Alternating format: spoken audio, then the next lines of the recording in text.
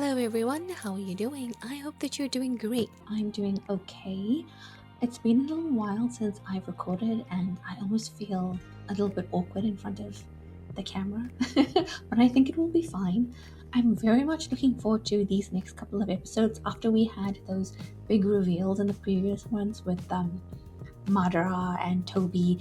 And Toby was such a silly character that it was quite surprising to see him be big boss guy. It's even hard to connect those two, and I can't believe that he was able to act so childish when he was being Toby versus when he was being Madara. That's crazy. Shockingly, Jiraiya strolls into Tsunade's office and says he's found the leader of the Akatsuki. He's very chill and relaxed about it, which only aggravates Tsunade, who is very ready to take action. Only Jiraiya could inspire her to make this expression. Listen, why don't we go somewhere, just the two of us, and grab a drink together? You old fool! I am the Hokage! I can't go drink in the middle of the day? What about all the ninja out there on duty? You should be ashamed of yourself! I love that. I've really become quite fond of our Lady Hokage. Can't be serious all the time, hey Tsunade? Meanwhile, Karin is busy plotting to assault my boy Sasuke in his sleep. When Jugo and Suigetsu sleep, I'll make my move on Sasuke. I'm so excited! Such crazy behavior. Karin gets a bad feeling, and using her amazing chakra sensing abilities, she can tell that the leaf ninjas are approaching, so she goes back to warn the others. She wakes Sasuke and immediately admires his cuteness at first waking. She's worse than Sakura, and I really hope this tones down as the story continues because it irritates me. Luckily, Sasuke heals faster now that he's absorbed that sweet white snake vampire power. Karin wants to do an ambush, but Sasuke says attacking the leaf is just a waste of time. What he wants them to do is find the Akatsuki bases Jugo's birds discovered in search of Itachi. And if the leaf ninja do catch up with them, Sasuke tells the other to deal with it while he goes on ahead. Karin has a sweaty old outfit that carries Sasuke's scent. Why does she have this? I think we know why. She wants Jugo's birds to carry pieces of this garment to muddy Sasuke's scent so that he's harder to track, which is a clever idea.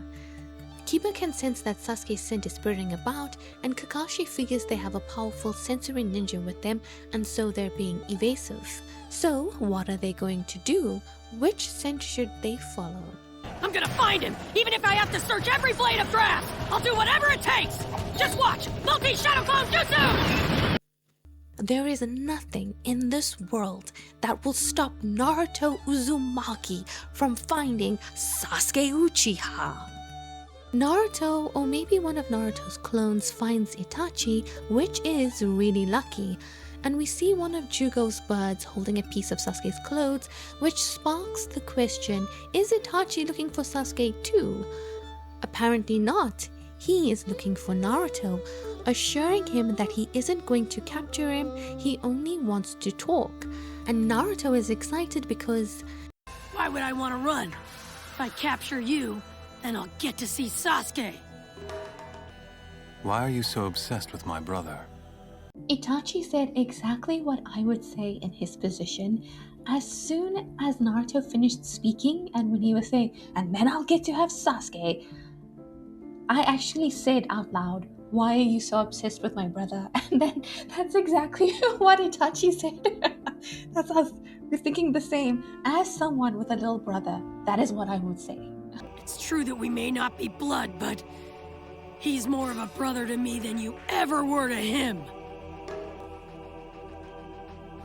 I don't know why it still surprises me how much Naruto cares for Sasuke, but then it does make sense considering Naruto has spent most of his life alone, and in many ways Team 7 was his family and the first time he ever felt a sense of belonging.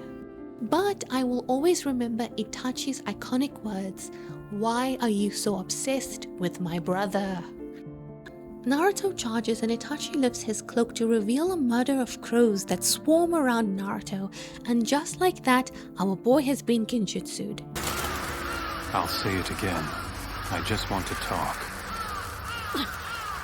You'd think he'd create a more peaceful environment for a simple conversation rather than being something out of a nightmare. Jiraiya says the Akatsuki leader is in the Hidden Rain village, which is a very restrictive place, heavily monitoring who comes and goes. Jiraiya says they do this so they can hide their shame over an ongoing civil war which has divided the village in two, with the Akatsuki leader leading one side. It's surrounded by the three great nations of earth, wind, and fire. It has often and long been used as the staging ground for all their battles. How unfortunate for them. My instinct to root for the underdogs makes me want things to work out for the Rain Village. Jiraiya wants to infiltrate them, and Tsunade objects because it will be very, very, very dangerous, and Jiraiya reminds her who he is. And so she apologizes both for not giving him enough credit and for the extremely dangerous missions he gets, especially considering he was supposed to be Hokage. After all, the third Hokage always wanted you to succeed him. I'm not cut out for that sort of thing. I feel like there's some rewriting of history going on here with Tsunade, or maybe it's because she hadn't seen the third Hokage in like 20 years, 15 years, 10 years. The time frame of Naruto, like I wish somebody could just give like a breakdown of how much time has passed between all these key events. But anyways, we've already seen that the third Hokage wanted Orochimaru to succeed him, and that in his mind he always thought that Orochimaru would be the one to succeed him, which makes sense because Jiraiya has been a pervert since he was a boy. So I don't know why the third Hokage would wish for Jiraiya to become the Hokage. Jiraiya says he never wanted to be Hokage, and that's true. Tsunade says he always regretted not being able to stop Orochimaru, which is why he kept track of him all of these years. And well, at least he no longer has to do that anymore. She never thought Orochimaru would actually die, but here they are. Tsunade reminisces of their days as students, and Jiraiya kind of casually goes off the rails. And now, flat as a bored Tsunade has become the big-bosomed Hokage. Times have changed, and always will. You were so beautiful back then, and now, you're a 50-something granny. But it does pain me to see how you hold all the memories of your lost friends and loved ones inside that ample bosom of yours. As you know, the number will only continue to rise. Tsunade looks like she doesn't know whether to be offended or touched, and I totally feel that. They come to the conclusion that as they get older, they should be focused on training the youths of tomorrow. To achieve that, I'd gladly risk my life. Wisdom is the one thing that makes growing old worth it. Jiraiya is such a confusing man, so thoughtful on one hand and so pervy on the other. I guess that's why he writes romance novels, because you can be both romantic and deep and quite erotic and vulgar at the same time. Naruto and Itachi stare at each other before Naruto drops to his knees in pain. Why are you hurting me if you just wanted to talk? Itachi ignores the question and says he has to attend to something important before vanishing in a swirl of crows. Naruto observes that it was just a shadow clone. The others arrive and Naruto lies when Kakashi asks him if something happened. What did Itachi tell him, I wonder, and why is he keeping it a secret? And was there significance in that instance of pain? We see Tsunade throwing up in the street, and guys, can you imagine seeing your president throwing up in the street? Madness. Tsunade is worried for Jiraiya. The head of the Akatsuki must be so strong. Well then, I think I better get going. Please come back alive, Jiraiya. Oh man, she's worried about him. If I were to lose you too, then I don't know. Are you saying you'd cry for me? I'm glad to hear it. But I doubt it would be like the time that Don died, right? You idiot. Oh man, guys. Jiraiya is in love with Tsunade, isn't he? And he said that to point out, but you wouldn't be as sad, you wouldn't be as devastated if I died, like you were when Don died. So he's inadvertently saying, no, but you don't love me like you loved him. You gamble everything on me dying. After all, Tsunade, you always lose your bets. Isn't that right? That's actually quite sweet and insightful. Is Jiraiya a good writer? Promise me, if I do actually manage to make it back alive.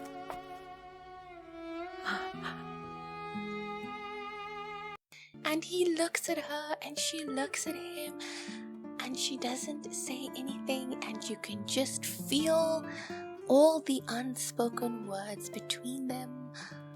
I wonder if anything actually happened between them in the past after Dan died. I'm only kidding, Tsunade! Yeah, right, Jiraiya. I'm sure that you were. You know, I'm grateful to you. Rejection makes a man stronger. I believe that you can't call yourself a real man unless you can laugh off all the bad stuff that happens to you. I don't think that's a healthy mindset. I think it's okay to feel sad when sad things happen.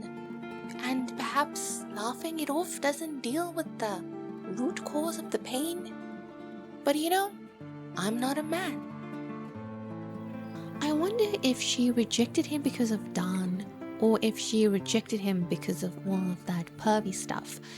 Jiraiya shows a lot of signs that he would not be a good partner. I would not want to be with someone who was checking out every single woman who passed him by. I was not expecting them to have such like a nice moment, such sweet moments between them, and I am happy to see it because they've known each other for so long, and I appreciate seeing the depth there and seeing that they mean something to each other, even if it's kind of tragic with her rejecting him. But now I am worried that Jiraiya is going to go to the Rain Village and die. Because that is how they like to do. They make you like a character. They give you reasons to be sad when they die. And this is giving us more reasons to be sad when they die. Because they're hinting that if Jiraiya comes back, maybe him and Tsunade will get together. And wouldn't that be nice for them to get together in their old age? Because if older people can also be happy and have romance, isn't that lovely? That's wonderful, especially after so many decades of fighting and fighting and fighting. Maybe they can spend their last years together, happy, writing books, taking care of the village. Wouldn't that be nice? No, because Jiraiya is gonna die, isn't he? Isn't he?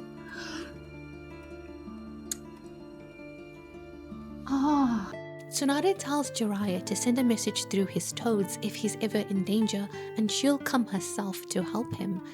He tells her no, you must stay in the village. She thinks plenty of others could be Hokage, and Jiraiya points out that right now stability is what is most important. She mentions Kakashi as potential Hokage and even Naruto. Look at her seeing into the future. I do have the spoiler that Kakashi becomes Hokage. Interesting because he's expressed no desire for that position and tends to put himself in the line of fire before others. But the main criteria for the Hokage is the strongest of that generation, right? So it would be Kakashi or maybe Guy. Jiraiya talks about Naruto's similarities to her brother and boyfriend. No wonder she likes him. She points out that Jiraiya must believe in him too because he taught him the Rasengan. He says he was feeling nostalgic for when he taught it to Minato. Tsunade remembers Minato saying that Naruto is just like him. Minato was a once-in-a-generation genius. He was kind and gentle, yet fierce and full of grit. Became the fourth Hokage in the blink of an eye. After that, she thinks that maybe Naruto isn't quite like Minato after all. He's not the kind of child you boast about. He's the one whose mischief you always try to cover up. No, I would say Naruto's more like his mother was. She was a chatty, red-haired little rascal. And she was quite a tomboy, as I remember. He looks like his dad, but he's more like his mom. Why does that get me all in my sentimental feelings? Yeah, when I look at Naruto, I see a lot of his father. Although to me, it feels as if I'm looking at my very own grandson. Oh, Jiraiya, he sees Naruto as his grandson. That is very sweet. I like that. Look guys, Naruto has a family! It is very nice to hear about Naruto's parents, and I would really want Tsunade to say these things to him. Why is his parentage a secret? And whatever the reasons were for keeping it a secret when he was young, why is it still a secret? Now he's old enough that if you tell him not to tell anyone, he can actually do that. As a child, he might run his mouth all over the place talking about how his father was the fourth Hokage. But now he's old enough where he could keep it a secret. Even back when he first graduated, I would have said he was old enough. He might have told Sakura and Sasuke, but that's okay. Because I feel sad.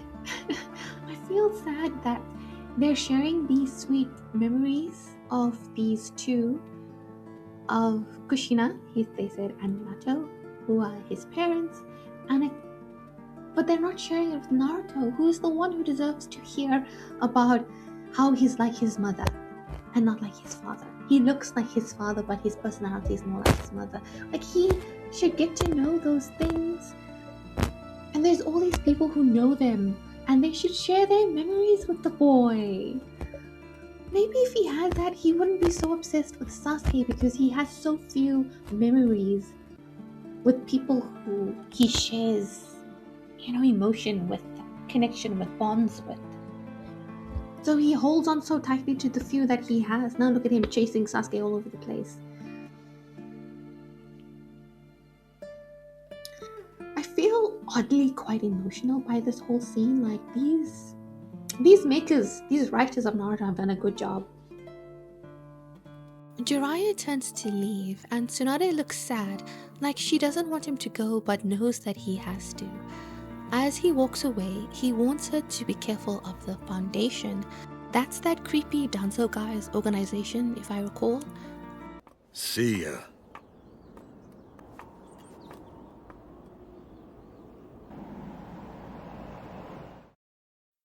Oh my gosh, guys, I feel like he's going to die. The way the sun is going down as he's leaving, it certainly feels that way. And now we continue to ride on this train of good feelings towards Jiraiya and head into a flashback. Let's hope it's not as sad as Kakashi's. Sarutobi Sensei is doing the bell test, and Jiraiya is extra invested because if he wins, Tsunade will go on a date with him. Hey, if I get a bell, then you go out with me, Tsunade. Fine, but when you lose, don't bother me anymore, all right? Yeah, all right, let's do this! And of course, Jiraiya loses. And you have to stay away from me. Don't just shut up, stupid flat as a board, Tsunade! I'm sure calling her that will make her instantly fall in love with you, Jiraiya. Sarutobi Sensei wants to give his student something to inspire him to greater heights and shows him the summoning jutsu where he brings out his ninja monkey. Jiraiya wants to make a contract with the monkeys too, but Jiraiya Sensei explains that not everyone can match with just any animal. You have to find the one that you gel with. Sensei explains that he needs to do more training with hand signs and chakra, and so the pursuit of a summoning contract pushes him to train more and more. As he gets tired, he reminds himself why he's doing this. Why do I put myself through all this rough training anyway? If I were to have a boyfriend, I'd choose Orochimaru over a brainy perv like you. The answer is simple. I just have to become the ultimate ninja, and then I'll sweep Tsunade off her feet! Now that we're kind of on the topic of this, I cannot imagine Orochimaru, even the Orochimaru from before, having romantic or sexual feelings for anybody at all. He is asexual and aromantic in my mind. He's like a plant. If he were to reproduce, it would just be from his own genetic material. He would just make a smaller version of himself. I can't imagine him going through all of that stuff. Unless he was going to take his own cells and then the cells of someone who is very strong to make a whole new person that could climb to even greater heights. But then he would get tempted and he would take that body for himself. So now Jiraiya is determined because he wants not just Tsunade, but all the pretty girls. He gets all excited, doesn't listen to Sensei's advice, and uses the jutsu without first making a contract and transports himself to another place. He sees a toad facing off with a big snake and intervenes, sending the snake flying. And the toad is like, "Oh my god, a human child!" And Jiraiya is like, "A talking toad?" And once again, I wonder what the rules are in the world of Naruto when it comes to animals and whether or not it's unexpected that they can talk. The toad takes Jiraiya to a monk-looking toad who is like it's about damn time and informs him that an older toad predicted a human child would arrive and he would give that child the power of the toad and a prophecy. So, it's a prophecy to give a prophecy. The monk toad tells Jiraiya that he has to train and get stronger and wait to be given the prophecy. Jiraiya is unhappy because he trains for girls, not frogs. Though he does really like the idea of being a chosen one, and so he trains with the toads on this mountain and trains with his sensei in the Leaf Village. And so now I see that this is a story of how Jiraiya became the Toad Sage. Gradually, Jiraiya gets stronger and stronger, impressing his teammates, impressing the toads, until he gets to the point where he is strong enough or has earned the right to sign his name to the contract and gain the ability to summon the toads. Years pass and Jiraiya gets older and he begins to reflect on his life. Without a doubt, I've gotten stronger since coming here, but Tsunade is as cold as ever. Well, not just that. If I was destined to be the chosen one, should my purpose be merely to impress girls? Is that really the only reason that I'm trying to become strong? I would hope not. And so the great elder toad finally summons young Jiraiya, and I must say, old man Toad seems as high as a kite.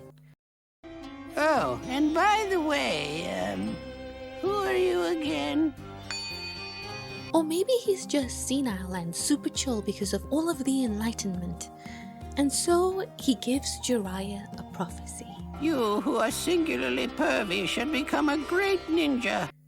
I actually did a double take and I rewound to see if this old toad actually said pervy, and he did.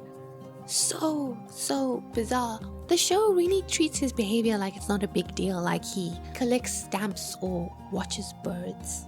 You shall acquire an apprentice of your very own. That apprentice will become a ninja who will bring about a great change in the ninja world. Either great stability or great destruction, the likes of which this world has never seen. Ah, so are we talking about Naruto? Or perhaps Minato? Technically, Minato did bring peace by capturing the Nine-Tails, but I think it must be Naruto. I think we're talking about a much larger scale of peace. You will be the one to guide this revolutionary change, and eventually there will come a day when you will be forced to make a critical selection. To make a selection? Yes, and whatever choice you end up making, it will direct the way that this great change is going to go.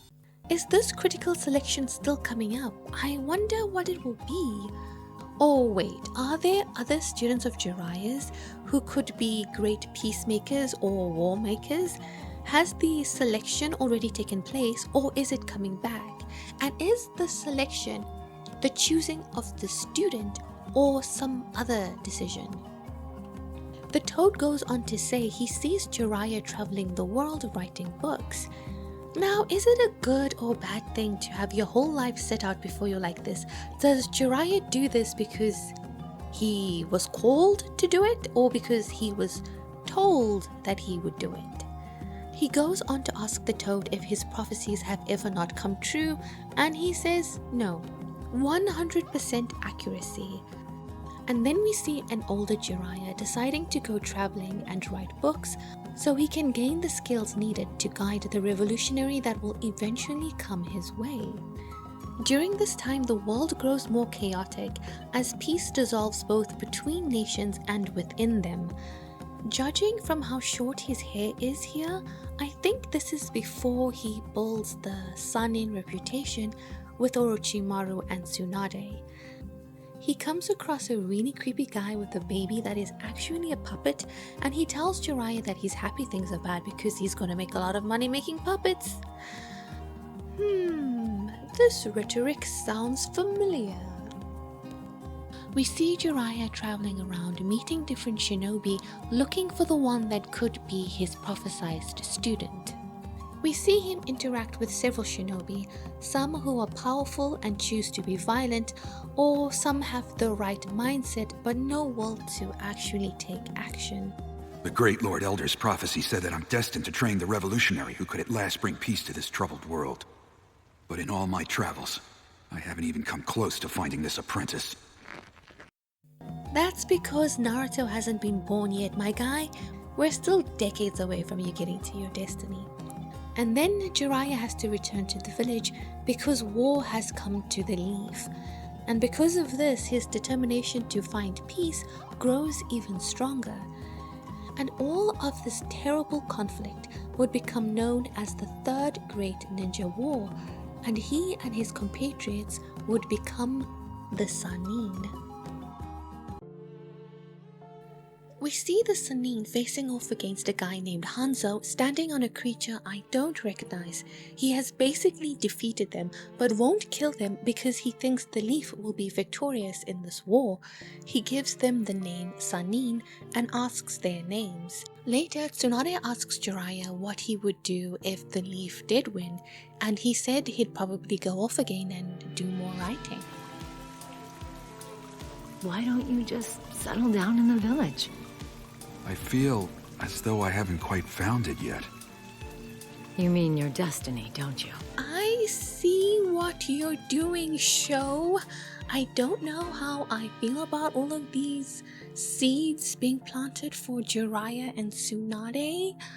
I wish I knew if Dan was already dead, but of course she could just want him around and it not be romantic. They send someone nearby, a child, someone from the Hidden Rain. The boy comes out and he's looking a little familiar. I might be wrong, but I think I saw someone with hair just like this. The boy asks for food. Well, it's kind of more like he demands it, and Jiraiya offers him some rations. He then calls out to a boy named Nagato and a little girl named Konan, and I think I've seen this girl somewhere before too. Later, we see them following the Sannin. Tsunade is suspicious and wants them to leave, but then the girl offers her an origami rose to say thank you, and Jiraiya is touched. And then the boy asks the Sannin to teach them ninjutsu. These kids, shall I kill them? Now that's the Orochimaru we know and love, or rather hate, or love to hate. He makes the suggestion that these war orphans would be better off dead. As things are, they will probably starve to death. Jiraiya tells his teammates to go on ahead and he will stay to take care of these children, at least until they can take care of themselves. We see Jiraiya providing them with a giant fish dinner. The boy Nagato begins to cry in gratitude. The other boy yells at him, "Wimps like you are why they call those of the Rain Village cowards." Jiraiya assures them that the war will end soon and there will be mutual peace and understanding among the three great nations. There will be mutual understanding and peace will finally— No, that's not fair! Huh? All of us have lost our whole families to this war. For mutual understanding, they have to go through what we did. That's what sharing the pain is, right? The young man is not on board with that idea. Such intense anger. I know now that's just never gonna happen. And that's why wars will never end. Like the whole land is a coward. But I'm going to change this land, you just watch me. I'll protect everyone. That's why I asked Jiraiya-sensei, please, teach us ninjutsu! Okay, so at this point, it is now clear to me that Jiraiya was Pain's teacher. So we have to go now back to the prophecy of a student that will either bring destruction or bring peace. Could it be Pain? Could it be multiple students? Could it be that every student that Jiraiya takes on has the potential to bring great peace or great pain? I did not see this connection at all. I did not anticipate Pain and Conan, her name is, having a connection to the Neef village at all. I am quite surprised by this, especially to Jiraiya, whose past I had never really thought about other than him being the Sanin. Interesting. And of course now in the present, where is this boy? Where is this boy Nagato? What happened to him? Is he dead? It's gonna be sad. It's gonna be sad, isn't it? And it's gonna make this boy's negative view of the world even worse. We see Jiraiya dealing with writer's block as he thinks about the boy's words. He wants to find a way to change his mind. Suddenly, Conan bursts in asking him to help, and here I learn that the boy's name is Yahiko. A renegade shinobi attacked the boys, and Nagato fought him off. He's a Chunin from the Hidden Rock. How did Nagato ever... Those are Pain's eyes. Is this going to be a Obito Kakashi situation where Nagato going to give his eyes to Yahiko? The Rinnegan. It originated with the Sage of the Six Paths, the father of all shinobi. It's said that the Rinnegan, eye-possessing sage, developed all the jutsu known to us today. Wow, what an incredible power with such an incredible legacy. No pressure, right? And now I'm worried because this is what Pain has, right? Such an incredible power is now in the possession of an enemy of the Leaf. He's rumored to reappear whenever the world becomes corrupt. He's capable of being both a godlike force for creation or an all-obliterating instrument of destruction. I always thought it was a myth, but here's someone who actually possesses it. And Jiraiya now thinks this must be the great student he was meant to teach. Oh gosh guys, what terrible thing is going to happen? I know that it's coming. And so he decides to teach them ninjutsu. Yahiko apologizes to Nagato for calling him a coward and promises to save him next time. Later, Jiraiya wakes in the middle of the night to find Yahiko crying outside. He's struggling with having killed someone. He was overcome with rage when his friend was injured and he just couldn't control it. Jiraiya comforts him by telling him that regardless if it's right or wrong to kill someone, it is right to save your friend. But it is because one understands such pain that generosity towards others becomes second nature. That's what makes us human. It's a process called growing up. It's called growing up? I still don't get it. Look at him actually sounding like a sage. Nagato talks about their past, about being so hungry they cried, and Nagato stealing food for them. All he wants is to protect his friends. He will endure any pain in order to protect them. And doesn't that sound like some foreshadowing? And so Jiraiya finds his inspiration writing a story called Tales of a Gutsy Ninja. And we see his new students becoming stronger, coming to a point where they defeat Jiraiya's shadow clone. Well then, I can return home without any worries. What? You three are all on your own from here on out. You've all done a great job these past 3 years. Wow, I'm kind of surprised that he stayed with them for 3 whole years. That's quite a significant time investment.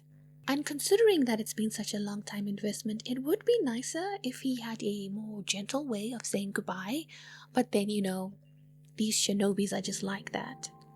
The children are obviously saddened and don't want him to go, while recognizing that this is not his land. He tells them that he hopes that they can make a difference in this land. Nagato, you three have really grown up. Wouldn't you agree? Thank you, Sensei. Not even a goodbye dinner or anything. When Jiraiya returns, the third Great Ninja War is still raging on, and so the Sannin reformed to save the village. You say that as though there really might be a way to stop it. Hate just breeds even more hate, and that's the way it will always be. That's not true. As long as there are those who believe that peace is possible, there still is hope. I can also see how Orochimaru would become crueler and have less and less regard for life after this much violence for so many years. Like, if he is truly in the pursuit of immortality, he probably justifies it in his mind like, less people have died in my experiments than died in the Great War, so it's not so bad. A toad gives Jiraiya a message. His 3 students have died, and he is heartbroken. He thought he did the right thing, but he was mistaken. Again. The war dragged on until it was ended by Minato, another student of Jiraiya's, and once again I put forward that Jiraiya should have considered this man as the potential world-changing student. And what a war this was, hey? It raged for years and years. Really terrible. We see the Sannin standing in the Shinobi Cemetery. What's next for them? Jiraiya is going to go off to find his great student, which for some reason he doesn't think is Minato. Orochimaru calls him strange, which, can you imagine Orochimaru calling you strange? And he says he wants to learn all the jutsu and find out if humans really aren't immortal. I actually thought that Tsunade had left the village by this point, so I guess she was gone for more like 10 years or so, and she didn't leave right after Dan died, which for some reason I thought that she did. Maybe with the end of the war and life being more calm, all of her pain came back and became too much for her and she just had to leave. We see Minato reading from Jiraiya's book and envisioning it in his mind's eye, and the story seems like a fun action, to be honest. I wonder why he decided to go down the whole romance and erotica route. And now we see Jiraiya in his final form. Yeah, but it didn't sell at all. Ha, for my next one, I think I'll add some spicy elements to pep it up. Ah, I see. He was chasing the bag. Minato tells his sensei that he really likes and admires the main character who never ever gives up. I really hope my soon-to-be-born child can become an amazing shinobi just like the main character in your book. So that's why I'd like to ask your permission to name my son after him. Naruto. I think it's a wonderful name. Guys, you're telling me that Jiraiya came up with the name Naruto and his parents took it from the book about a ninja who is determined and never gives up. That is so sweet. I was not expecting such an adorable story. Oh, that's so heartwarming. And nice to see Minato and Kushina in this domestic setting. Our little baby Naruto. Right before tragedy, I guess. Right? They're gonna die soon, unfortunately. Guys, I really like all of this sentimental stuff and this peek into the past. Minato says some very nice things about his sensei and how much he admires him. Jiraiya jokingly says, "So does this make me your child's godfather?" And my first instinct was, yes. So where were you this whole boy's life while he was on his own sad and miserable? Jiraiya was monitoring Orochimaru, who, was doing terrible things, and he was trying to find his great student and fulfill the prophecy of his life, so perhaps I can cut him some slack. Also, perhaps I'm not mad at it because he might have been a bad influence on Naruto. And now the episode is over and I am left wondering what happened to Yahiko, Nagato, and Konan. Why did Jiraiya receive the news that they are dead? And what happened to Nagato, and why does Yahiko/Plane have the eyes? I wonder how long it will be before we get the full picture of what happened to the three of them and how they ended up in the place where they are now. What a sad but hopeful story they have, the three of them, orphaned only to be taken in by a ninja from another village, trained by him, only to, I won't say abandoned, but left by him, and then to die. I hope their death wasn't too bad. Well, obviously they're not dead. Well, one of them must be dead. Whatever happened to them, I hope it wasn't too bad. I mean, obviously it was bad because now they are in the Katsuki. I don't know what I'm saying. But now, okay, so part of this flashback, other than just learning about Jiraiya and also the three of them, I was also interested to see just the timeline of everything. That Great War lasted longer than I thought. And I also thought that Dan died during the war, and then right after that, Tsunade left, and that she's been gone for like 15, 20 years. That's what I thought. But this implies no. So Dan must have died after the end of the war? Or maybe Tsunade's leaving was not prompted by his death, like right away. But I suppose it's not like incredibly important. But I just like to have these things, these timelines and stuff straight in my mind, and it's not straight in my mind right now. But I did enjoy these episodes very much, and I'm going to stop here because I don't have a lot of time to make a long video this week. I hope that you enjoyed this video, and if you did, please like and subscribe to the channel. Leave a comment down below about anything. But anyways, I'm Kayla, and I'll see you in the next one.